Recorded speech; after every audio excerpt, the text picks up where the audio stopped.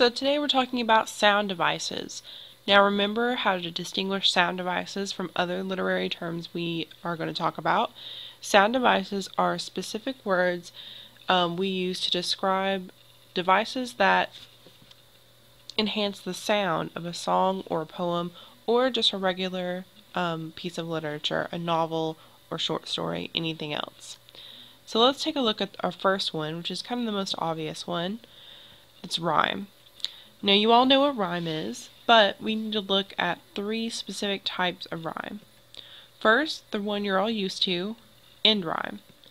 End rhyme, as we can see right here with fight and sunlight, is just when two words rhyme at the end of a line of poetry, fight and sunlight. After that, we have internal rhyme. So internal rhyme is when words rhyme within a line of poetry. So you have tick-tock and clock. Those two rhyme, but they're not at the end like fight and sunlight. They're in the same line of poetry. That makes them internal rhyme. Next, we have slant rhyme. Now, slant rhyme, like we see here in down and pounds, is rhyme that is not exact. It is approximate rhyme or near rhyme.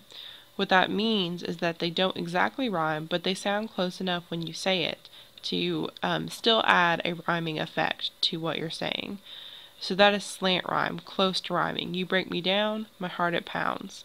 You can see the difference between the end rhyme here, fight, IGHT, and sunlight, IGHT, but the endings here don't look anything the same. That's what makes it slant rhyme. Moving on to alliteration. Alliteration is starting with the same initial consonant sound over and over again. So, for example, pulling up to the parties.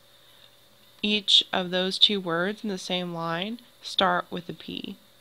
So that's an example of alliteration. Here's another one. We have don't and DJ, and then tonight till TikTok. Even though they're on different lines, the repeated initial consonant sound, so the beginning of the word has the same beginning, the same letter, makes that alliteration. Both rhyme and alliteration are used in order to make your words more memorable. It makes it a lot more easy to memorize if something rhymes and also has alliteration to it. It can also make your writing more smooth and flow more easily. Now obviously if you're writing something technical or informational, alliteration, it might be a little easier to use than rhyme, but both can be used in some instances. And the last sound device we need to learn is onomatopoeia. Now you all should remember these. Onomatopoeia are words that imitate the sound that they are describing.